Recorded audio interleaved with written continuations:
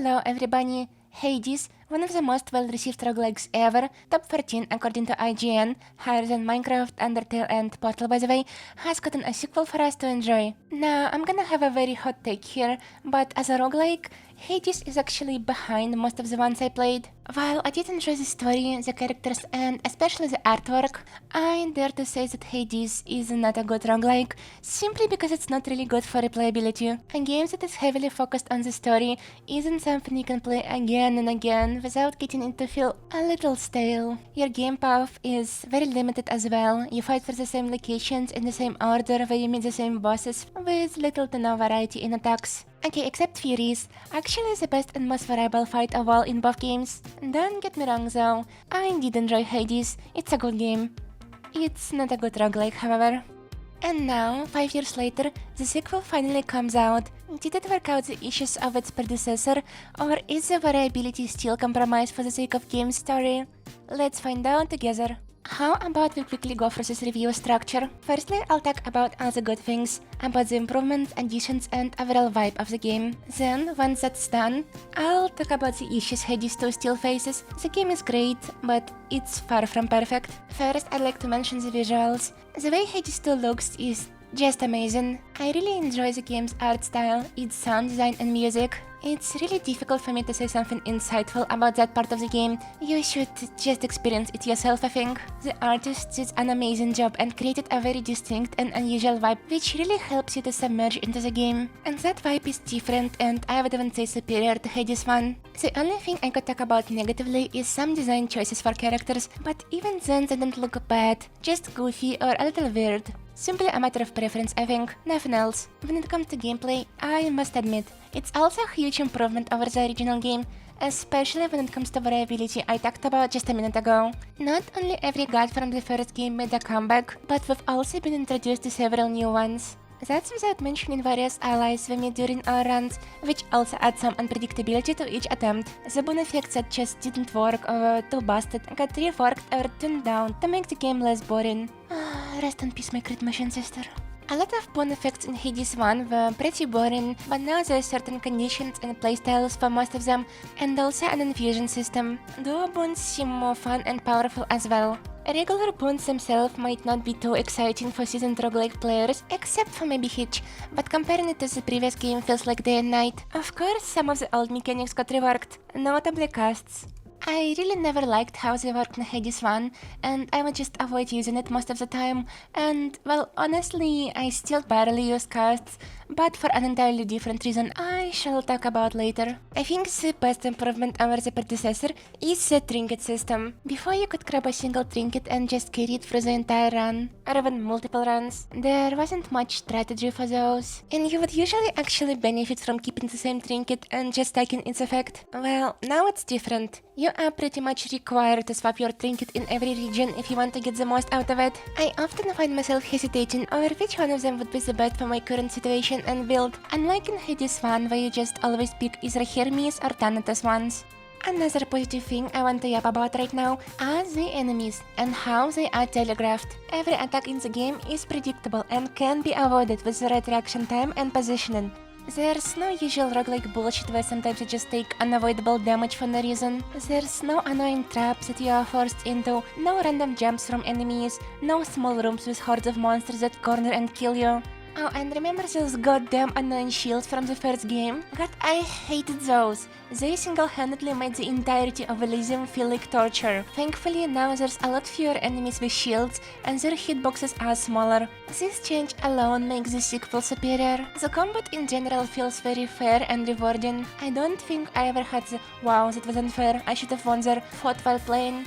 Well, maybe except for early access Chronos, but thankfully he's a good fight nowadays. Speaking of early access, even since it came out, I've been enjoying the game and the way Supergiant, the team behind it, would listen to feedback and change badly made mechanics or odd design choices. Looking at you, old Catherine tools, I think it's really important for dev teams to communicate with the player base like this and never double down on wrong decisions.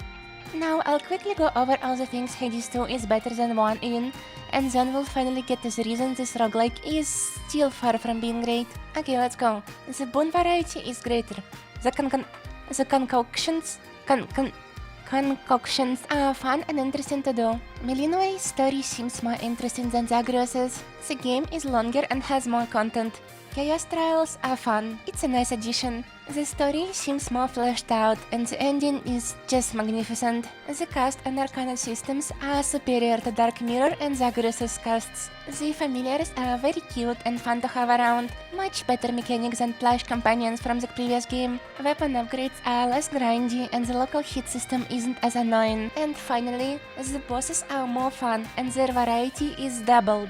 Well, now with all the good out of the way, it's time to talk about why I can't consider Hades 2 a good roguelike. By far, the biggest flaw of the game is you still not being subbed to me, and even your favorite Hades character is asking you to change that, and you're still hesitating to press that button?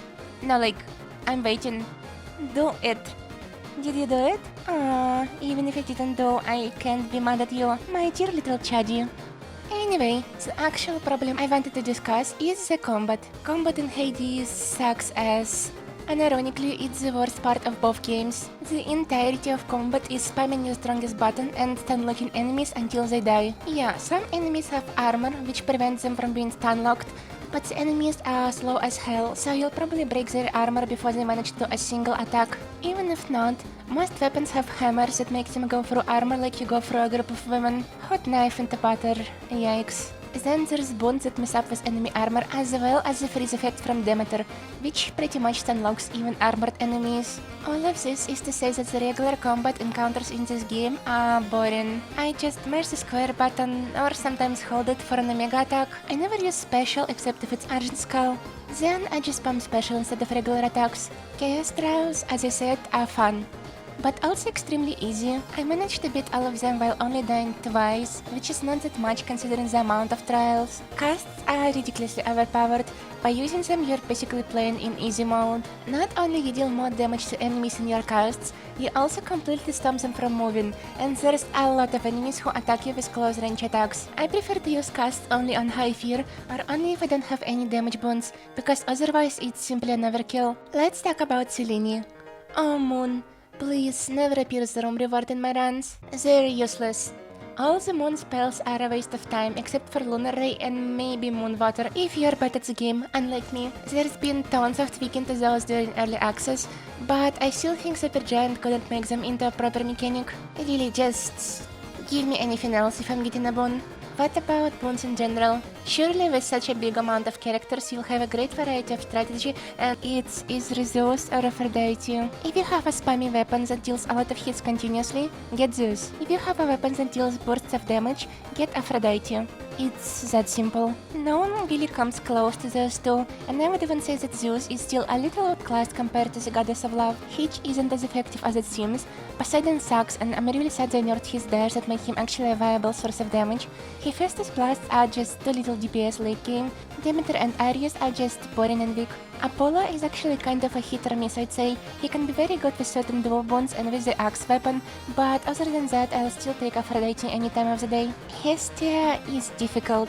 In early access, she was my go-to god, with her being not only strong, but also pretty fun to apply and kill with. Nowadays, she's been watered down a lot, turning more into a support god like Hephaestus instead of a DPS one. You can still go for her fronts, and I like to do it, but it'll just never be as efficient as going for Zeus. This sucks, since she's one of my favorite characters in the game. She kinda reminds me of my actual grandma. Oh, she's alive, I'm just being nostalgic. Hestia not being as good doesn't matter anyway. All gods are viable for one simple reason. The game is piss easy. Here, I said it. Hades 2 is extremely easy and forgiving when it comes to combat. You can face tank and just heal back or avoid nearly all damage from dodges. Not like you need it anyway. The bosses are watered down as well. Ares, Prometheus, Cerberus. They all turned into drags because their HP pools are really fucking big, while their attacks are slow and repetitive, making me wish I'd do something else instead of spamming the attack button into the infernal dog's big furry face. Yeah, there are weapons encouraging you to combo, but only one that is actually worth doing combo on is the Sister Blade's hidden aspect. Everything else is just attack button spam. This game will give me carpal tunnel. I swear to this. Cronus and Typhon though, I must say, are pretty balanced and fun to replay, especially with Vows of Rivals. Speaking of vows, they feel a lot easier compared to Hades 1, and they are straight up unnecessary since you can easily get Nightmare by other means. I'm still not past 20 in my save file and I maxed out everything already. In Hades 1, I'm still stuck behind on most weapon aspects. However, I'm not a competitive Hades player, so take this one with a grain of salt. Maybe fear is actually harder than hit. I can't speak for sure. If this video gets enough traction, I'll do high fear run and see if I was wrong and the game is actually difficult. For now, I only cleared 20 fear max on chaos trials, and I think I want to mention weapon aspects. While the regular ones are all fun and unique to play around with, some of the secret aspects are so damn frustrating and janky. Anubis, Hell, and Supay are fucking awful. I don't even know how I'm supposed to play around this junk. It's unfun, frustrating, weak, and boring all at once. Now, an unplanned segment of the video. The plot. I wanna quickly yap about the story in this game before getting to the conclusion. Light spoilers ahead. Skip to this time code if you don't want to see them. I really like the ending. The final run felt very personal. I knew I needed to win. At first I kinda thought it was out of character for Zagreus to do what he did, but honestly, nah, he's alright. Kronos as well, I guess. It's pretty much in the game's name, Hades, member of the Chthonic family. The entire game is about blood bonds and relationships, so it kinda makes sense it ended the way it did. When talking about characters, I wanna highlight 3 of them: Nemesis, Prometheus, and Ares. Nemesis was annoying at first. I hated her dialogues, her position, and her behavior towards Melinoe, but as the time passed she changed and warmed up to me, which was a nice change of pace. I think at the end of the day, she's alright of a character, even if we had a rough beginning. Prometheus, in this regard, is the opposite. When he was first introduced, he was very fun and cool. I liked the guy a lot. I was even sad he's not on our side. I like his arguments against gods, and his motive makes perfect sense. Later though, after exhausting enough dialogues about Dora, he turned into a standard shallow villain who says nothing of value. A big disappointment, I think. Prometheus fell off. Now, finally, the worst character in the game, Ares. God, I hate that bitch. Name a single reason I'm supposed to like her or give her gifts. She's mean, toxic, messy, has no regard for her actions, purposely chooses to be this way, never apologizes, never changes, and has no redeeming qualities. And I'm supposed to just take it because that's the way she is? When I act horribly, people just cut me off and move on with their lives. They don't give me ambrosia and tell me to stay the way I am. I hate Ares with everything I've got. A horrible stain of a character. And your makeup is ugly as well. Well, I suppose it's time for a conclusion. While all the things I just mentioned might seem like something detrimental, they are not. Hades 2 has a very fun gameplay loop that is easy to pick up and get into its rhythm. I think it's an enjoyable game with great art style, interesting story, and relaxing progression. Funnily enough, for this video I played some Hades 1 and oh my god, it feels so weird. I can't imagine playing Hades in 2025 again. It feels like the game fully exhausted itself for me, but I think this might be different with the sequel. For now, only time will tell. My final review is 8 out of 10 for a game and 6 out of 10 for a roguelike. I think you should give Hades a try. Thanks for watching, join my Discord, check out my Coffee and Boosty, and return to Shadow now.